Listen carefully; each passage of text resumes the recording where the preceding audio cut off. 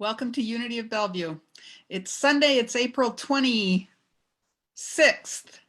and it's another beautiful day in the world and in our community as we come together online to deepen and celebrate in spirit. I'm Reverend Marla Mason. It's always such a blessing to serve as your minister, and I'm grateful that we have this opportunity to come together to deepen, to grow, to celebrate. Unity is all about waking up. Our vision at Unity is we are advancing spiritual awakening throughout the Puget Sound region and beyond. And indeed, here we are online doing exactly this. And we have folks, literally, a few folks from across the country online with us this morning. And so I especially welcome you, but I welcome everyone. We're about love, we're about inclusion, we are about community, and I'm grateful to have you all with us here today. So breathe with me now. We bring our attention to the breath. We bring our attention to the infinite mind and heart of God that is breathing us. For we know that this is always so, and we simply re-anchor in this awareness that the one life, the one power, the one presence is right where we are. And in this power and in this presence, all things are possible. All things are possible in God. And so we open our hearts to the greater possibility, the greater life, the greater love,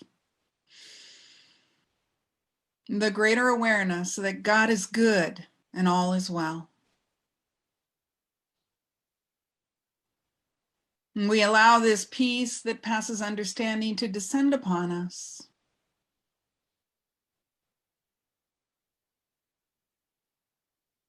For we are lifted and we are guided and we are supported and we are nurtured by the peace that passes understanding, by the presence of the living one. And it's in this consciousness that I open this service, knowing that we come together by divine appointment to deepen, to grow, to nurture ourselves and one another in spiritual community, that we come together to walk the conscious spiritual path. And we are deeply and richly blessed by our intention and by the action and activity we take. I am grateful, and I open this service with a grateful heart, calling it good and very good. And so it is. Amen. Beautiful. Hey, y'all, I have an affirmation for us this morning. This is our last Sunday with the April affirmation. I'm going to invite you to join me with conviction in speaking these words of truth. I am open to powerful and positive changes in my life, claiming the highest expression of who I am. I release that which no longer serves, and I claim my greatness now. And so it is. And that is our collective prayer for today. Everything is changing now, y'all. Everything is changing. Everything is changing. And how we make sense of the changes in our lives is we tell stories. Storytelling is, it's common to all cultures. I don't think anthropologists have found a culture yet that doesn't tell stories. We make sense of our world and we make sense of our lives by the power of the stories that we tell. In fact, our life, how we experience life out in the world today, is the culminative effect of the story that we've told ourselves and others about who we are. It's the story of what we believe about ourselves. It's the story of what we think about ourselves. It's the story of what we've done to move ourselves through the transitions in our lives. The story that we tell about our lives, both to ourselves and to our others, is what is out picturing in our lives. And so if you want to know what somebody's story is, look at their life. If you want to know what your story is, look at your life. Emma Curtis Hopkins puts it this way: if you want to know what you believe, look at your results. You see, the story of what we think and what we believe outpictures and plays out every single day in our lives. We are story-making machines, human beings. And if we don't have a good story, we will make one up. This is why we gossip, right? Because we have to tell stories. And if we can't find a good enough story to keep us engaged with the drama of life, we will make stories up about ourselves and about other people. And so I think it's an opportunity for us, as everything is changing right now, to look at what is the story our individual lives tell, and what is the story that our collective life tells as we meet this thing called COVID-19. The story that we make out of our experience right now is going to tell us who we are. And much of that story is as yet unwritten. We're in the midst of this huge collective story called COVID-19, and we are writing the story as we go. The story is evolving, and we get to make choices every single day about in what direction the story evolves. You know, we're learning about you know, communicability. We're learning about complications. We're learning about treatment. We're learning about outcome. We're learning about, you know, stay-at-home orders and lifting stay-at-home. We're learning all of this stuff, and we're learning about effects on the economy and jobs and our investments. We're learning a lot of stuff, and we are building a story around it. And you know what? The story doesn't have any denouement right now. Now, if you know, remember the climax of the story, we don't know how this story is going to climax, how this story is going to end. We get to write that part. Now, I don't know about you, but I'm experiencing a certain amount of discomfort in the midst of the evolving story. I'm getting kind of tired of staying home. I need a haircut. You know, I'm wanting to get back to work in our building. There are some things in my life that are feeling uncomfortable right now. I am in some discomfort around this big story that we are in the midst of. But you know what? Isn't the discomfort the only time we rewrite our stories? As long as I'm comfortable, I don't have to rewrite my story. But here I am in the midst of discomfort. And it prompts me to consider, what is the unwritten story? What is the story that I want to tell? Because the fact is, when we reach the other side of this crisis, if you will, life is going to be very, very different. We don't know exactly how life will be different, but the big questions are coming up. How will we connect? How will we meet one another in person when we can meet in large groups again? How will we financially thrive in the face of what looks like an economic downturn? How will we protect our interests and our families? How will we protect our health? You see, life is going to be really different on the other side, and we have all of these open questions to ask. And the fact is, how we answer those questions is going to be the answer to those questions. We have to decide, what's the story that we want to tell individually and collectively about COVID-19? And myself, I'm rooting for the healing story. I'm rooting for the life-affirming story, the story. You see, the healing story is always going to be rooted in truth, because truth always heals. We're told, you know, we're teaching the Principles of Financial Freedom class right now, and one of the fundamental things that we learn in that class is you will know the truth, and the truth will set you free. You will know the truth, and the truth will set you free. Freedom is the proof of truth.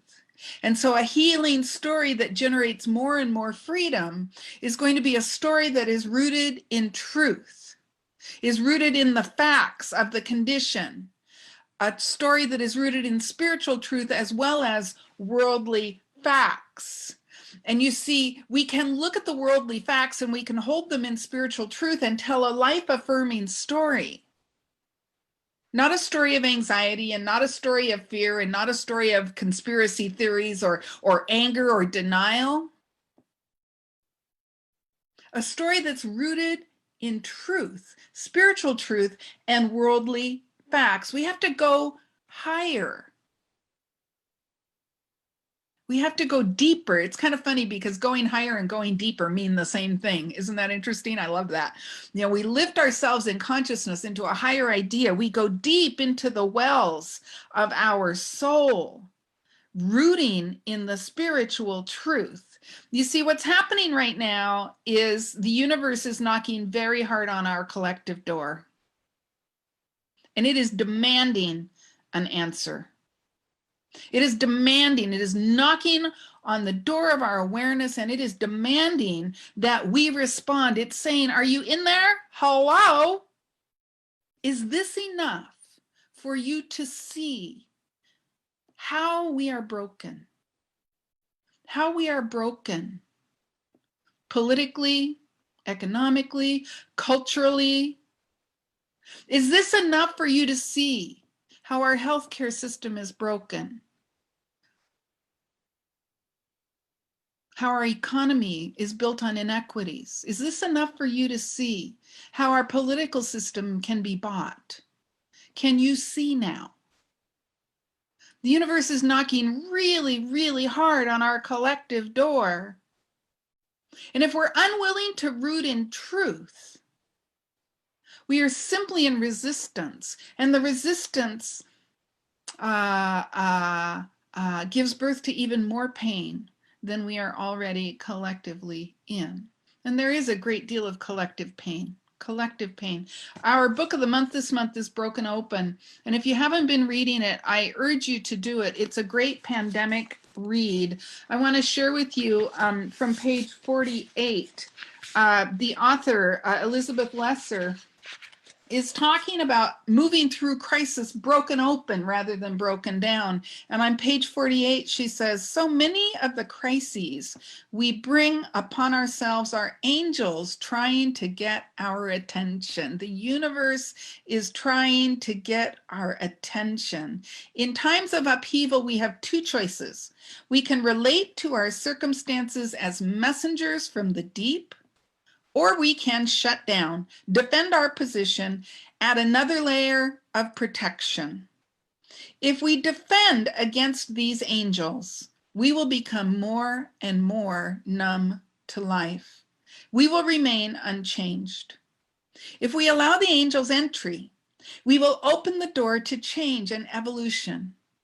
As in a fairy tale, the moral may be a simple one, but the story maps a dangerous, fantastic, and transformational journey. You see, here in the midst of COVID-19, we are on a dangerous, fantastic, and transformational journey.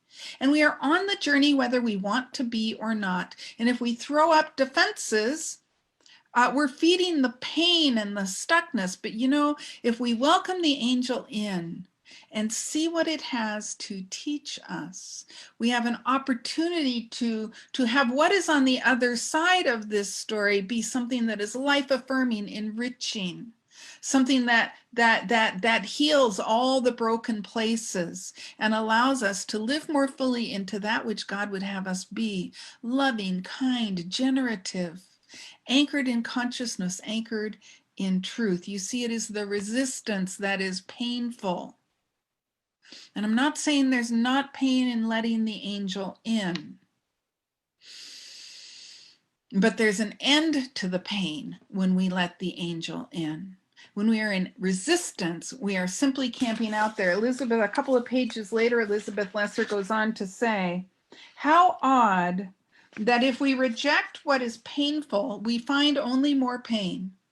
But if we embrace what is within us, if we peer fearlessly into the shadows, we stumble upon the light. And even a few pages later, she says, when we descend all the way down to the bottom of a loss, a lot of loss right now, right? When we descend all the way down to the bottom of a loss and dwell patiently, with an open heart in the darkness and pain, we can bring back up with us the sweetness of life and the exhilaration of inner growth. When there is nothing left to lose, we find the true self. That self which is whole, that self which is enough, that self that no longer looks to others for definition or completion or anything but companionship on the journey. And she closes by saying, this is the way we live a meaningful and hopeful life, a life of real happiness and inner peace. This is the way we write a life-affirming story for this crisis that we are in, releasing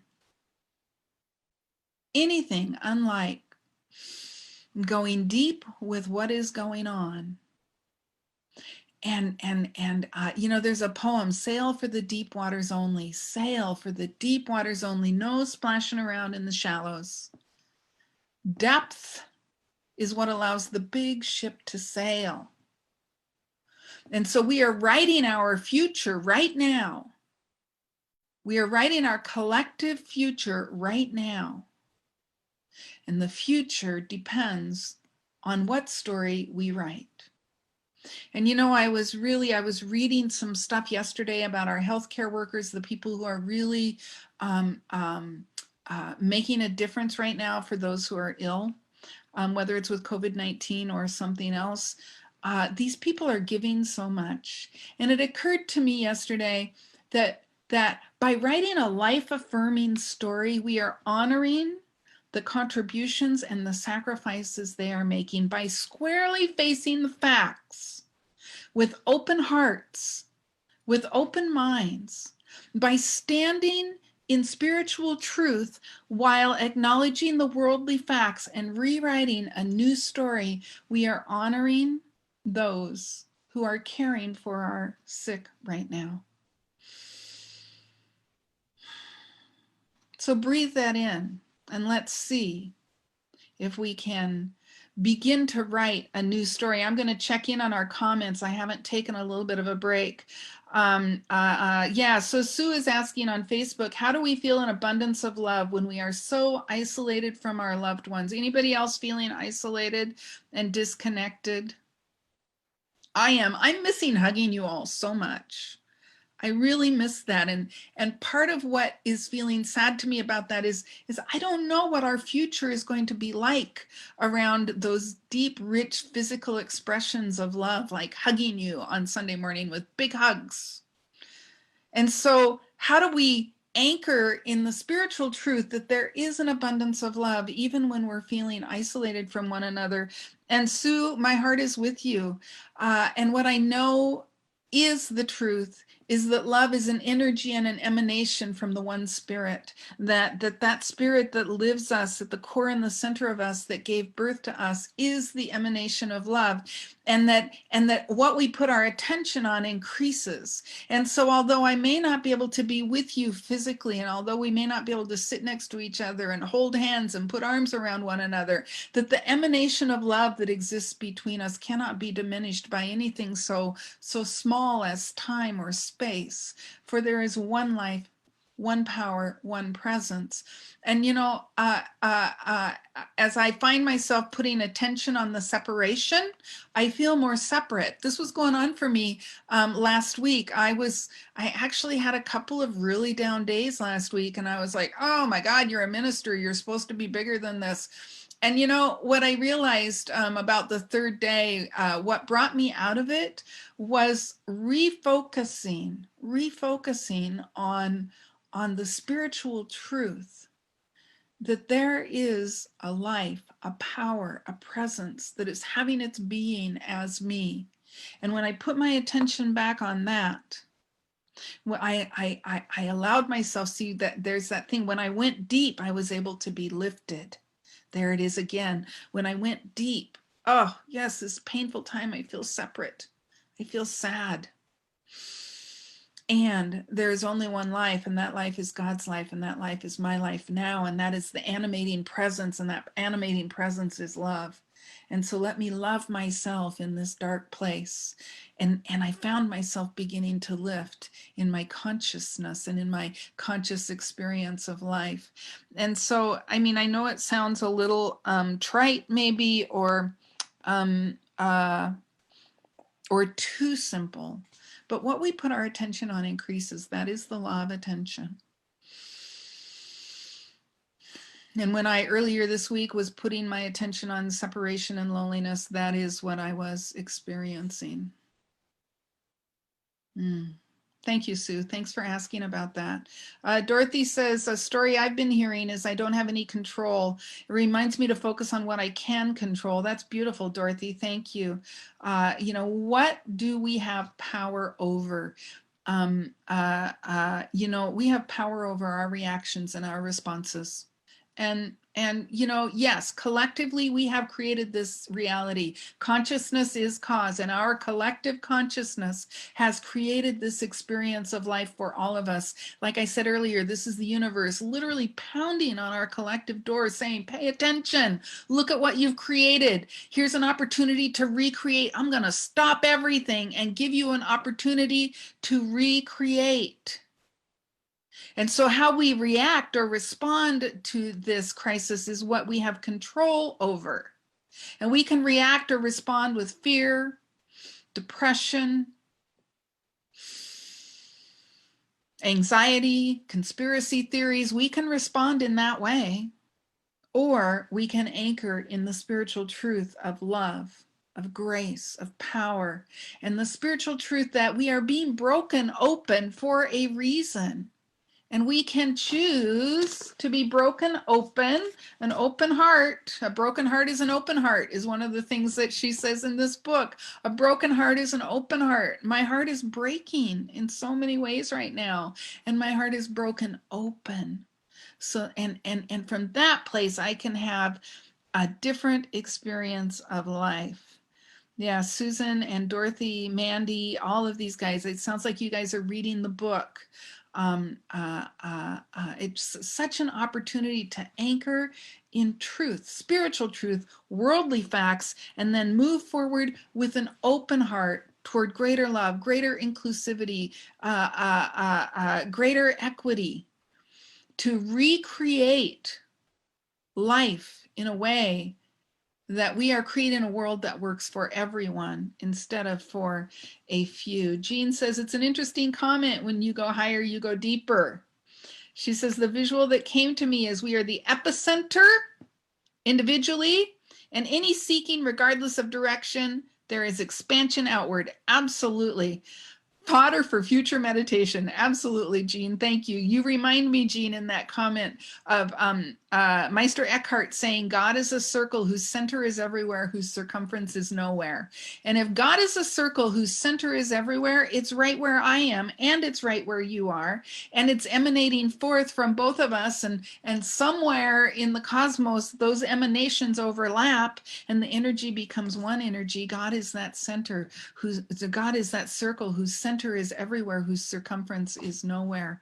And by God, here we are. Aren't we blessed to live and move and have our being in that awareness? Valerie is wanting to know again, how do we get the book Broken Open? Monica, I think we have a few more copies, don't we? Yeah, if you go to our website, you'll find a link that you can order the book through. Monica will mail it to you. And you can find the link on our website for how to get that. In fact, Monica, would you paste the link in the chat? Oh, look, she's already doing it. Good job. You don't need me. She's all over it. All right. So in order to go higher, we got to go deeper. We got to sail for those deep waters. We have to write a new story in order to step into a new way of being, because the story is what is going to outpicture every single time. So how do we write a great story? Yeah, I used to do some writing. I used to think I wanted to be a writer for 4 or 5 years, and I did a lot of writing during that time. This was in my late 20s and early 30s. And I took a lot of writing classes during that time. And as it turns out, I did not move into becoming a writer. What I became is a writer of educational curriculum and a writer of Sunday messages like this one. But I did a lot of practice and I took a lot of classes on how to write a great story during those years. And here's what I learned about how to write a great story. And I think it's really applicable to rewriting our collective story during this time. The first thing I learned is you got to have some inspiration. You got to have a divine idea.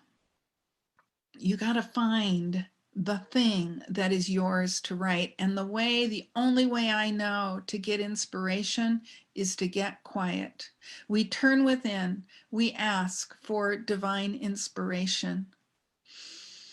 We surrender any ideas about what we should be writing or what we should be thinking or what we should be doing. We simply turn within, we take the sacred breath, and we allow ourselves to be inspired by the greater idea for the story that wants to be written. And in this case, I want the greater idea for the story that wants to be written. The thing that comes up for me around the possibility of this time is that we want to write a story of love, of inclusion, and equity.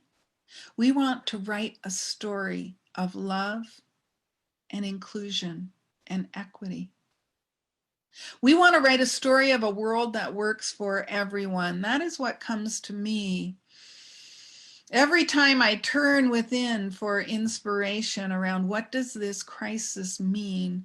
What does the universe knocking so very hard at my individual door mean? It means writing a story of love and of inclusion and of equity. And so I'm feeling inspired by those ideas. And now the next step when you're writing this story is to get the facts. A good writer does research. Even if you're writing a novel, if you're writing a novel set in London, you want to learn some stuff about London so that you can write accurately about your setting. If you're writing a story about navigating COVID-19, you want to get some facts so that what you're presenting in your story is based in truth, is based in something real, so that your story has credibility and reality. And so you're getting inspiration, love, inclusion, equity, and now get the facts. What is happening right now? What kind of world do we want to create? And what's it going to take to create that world? And now you're doing your research from that place of inspiration, and now it's time to write. I don't know how many writers we have out there, but it really is true when they say if you want to be a writer, you have to set aside time every single day to write, and then you have to do it.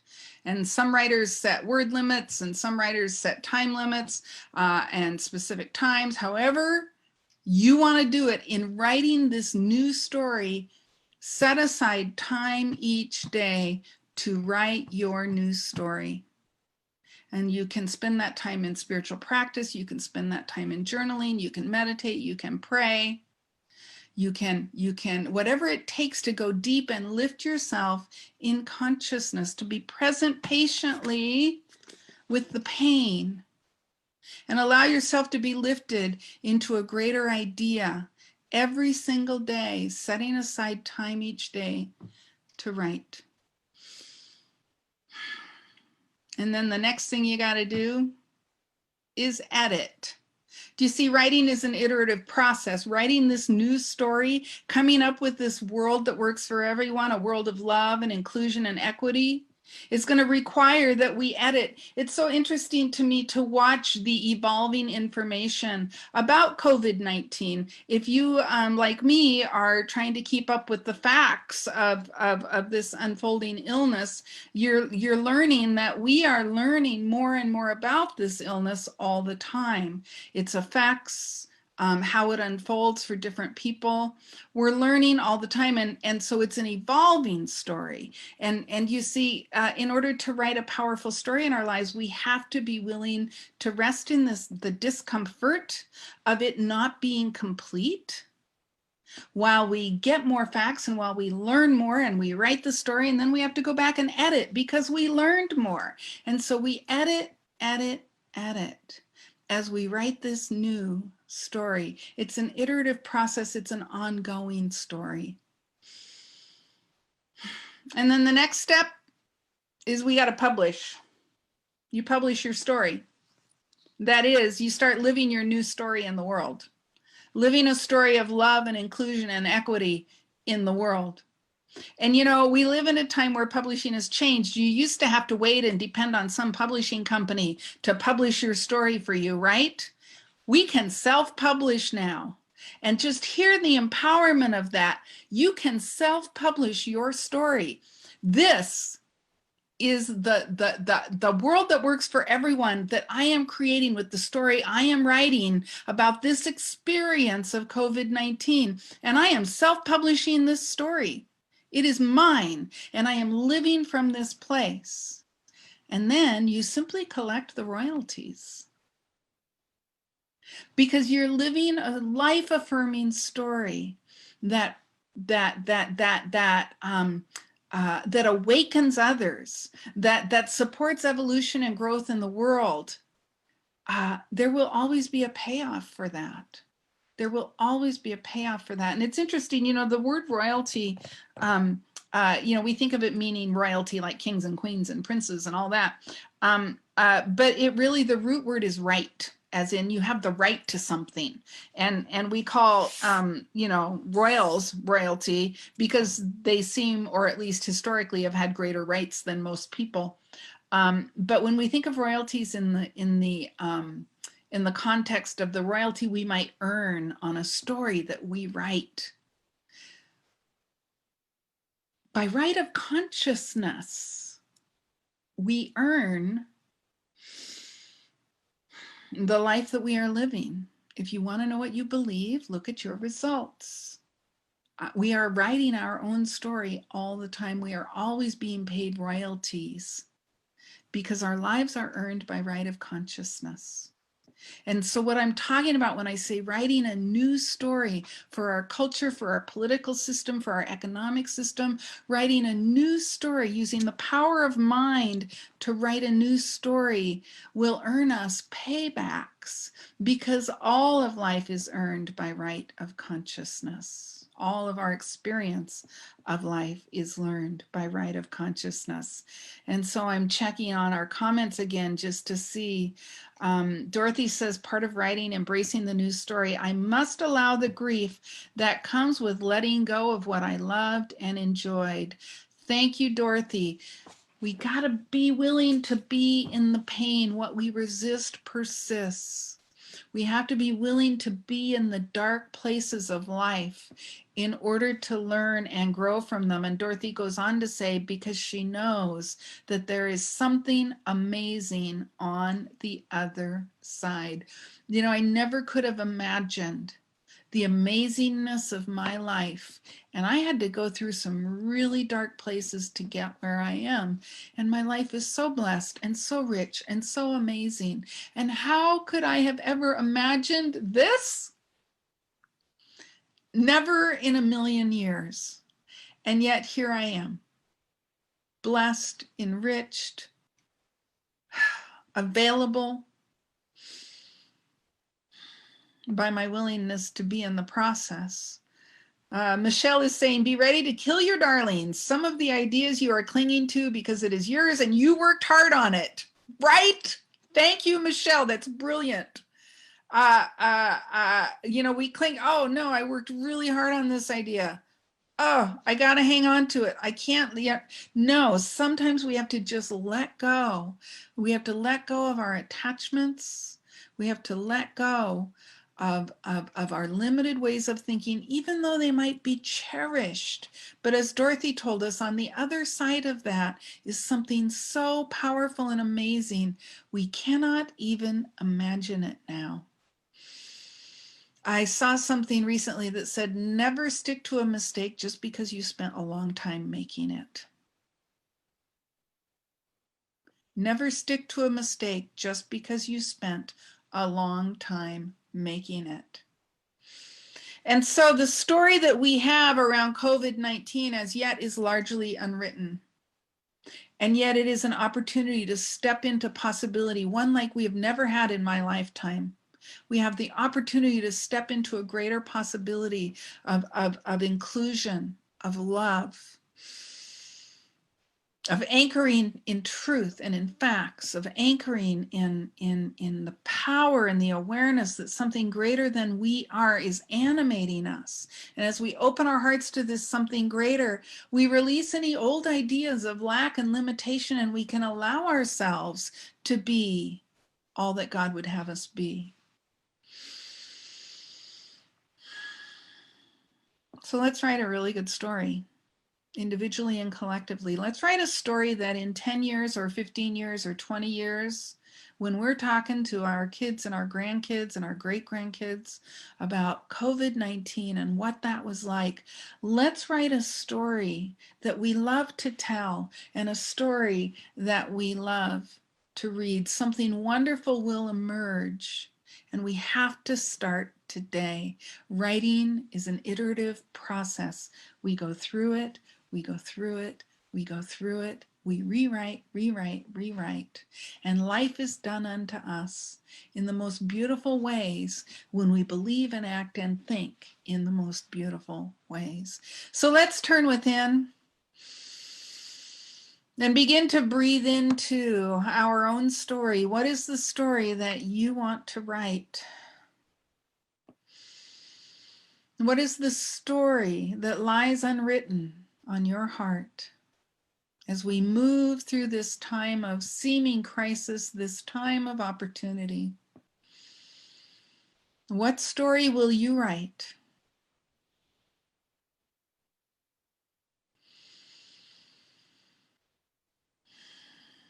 And go deep for inspiration right now. And breathing deeply. Follow your awareness into the core and the center of your being. And simply ask, what is mine to know? What is mine to be?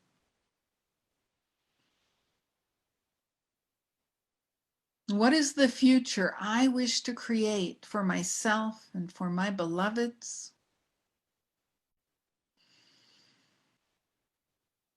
And simply allow yourself to be inspired by a divine idea. An idea of love, an idea of truth, an idea of oneness and unity with all there is.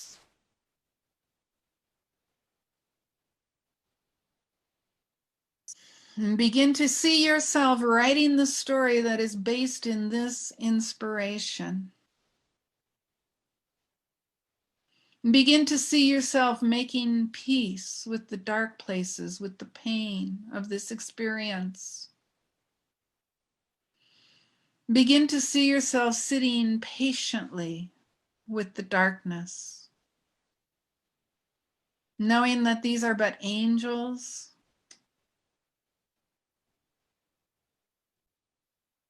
come to provide you with information and inspiration to learn and grow and evolve more and more fully.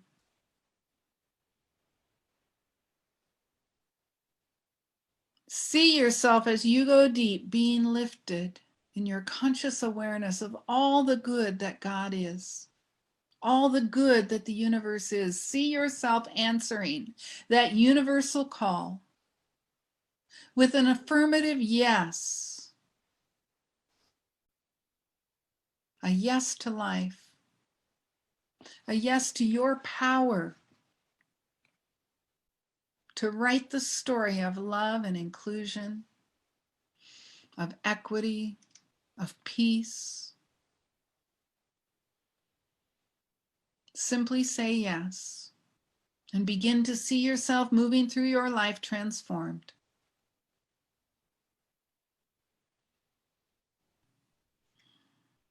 See yourself moving through life, knowing that you are at one with something greater than you are, and it is powering you and empowering you to write a story of love. And now you simply allow it to unfold, releasing any attachment, willing to edit, willing to go deeper, willing to relearn.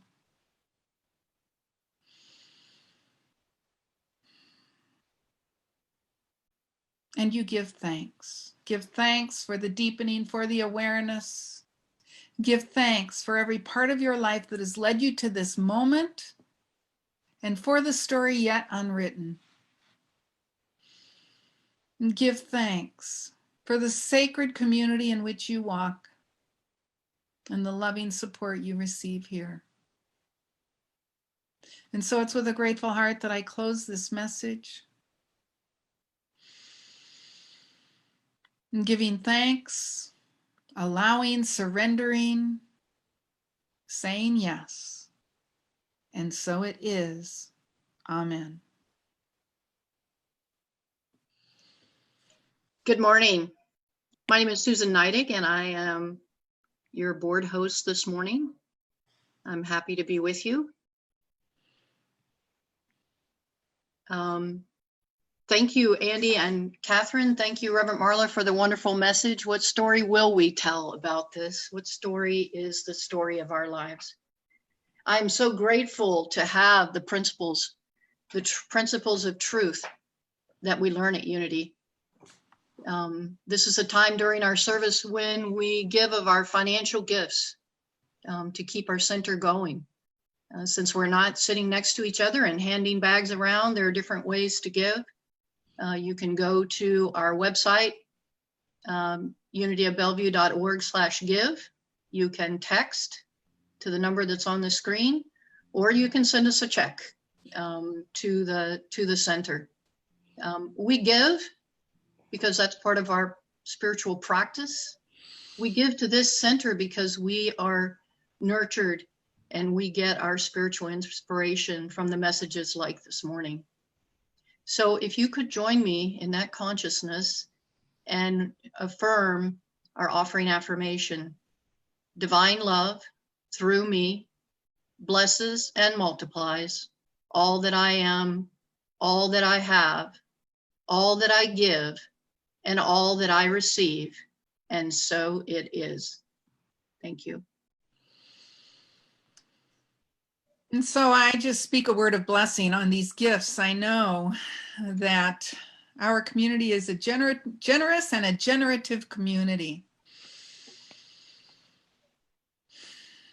And that we give as we have received through the power of our own tithe. We do a great and mighty good in the world, even as these gifts do a great and mighty good right here in our community. And so I consecrate these gifts to that good use and call them blessed. And so it is. Amen.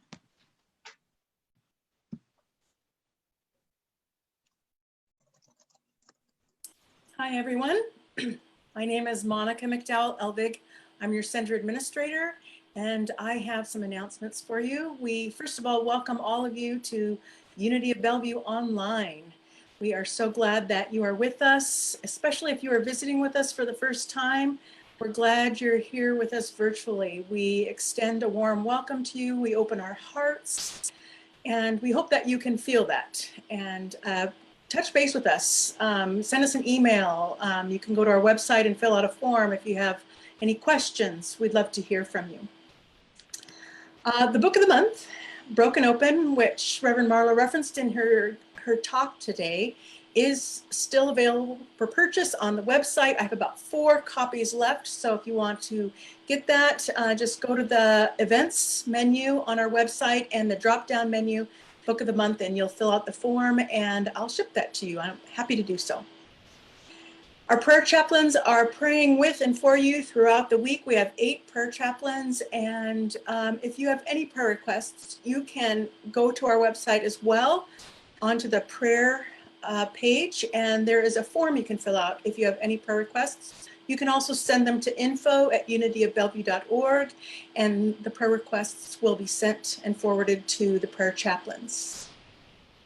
This Wednesday, every Wednesday at 1 p.m., we have our Wednesday Community Connect, where we informally connect with Reverend Marla and each other to see how we're doing amidst COVID and how we can keep practicing our spiritual principles during this time. So join us. The launch page is the same launch page that you came to find Zoom here on our website, unityofbellevue.org. You just click that button that says Sunday and all online events, and that will take you to our launch page where you will find the link to the Wednesday Community Connect.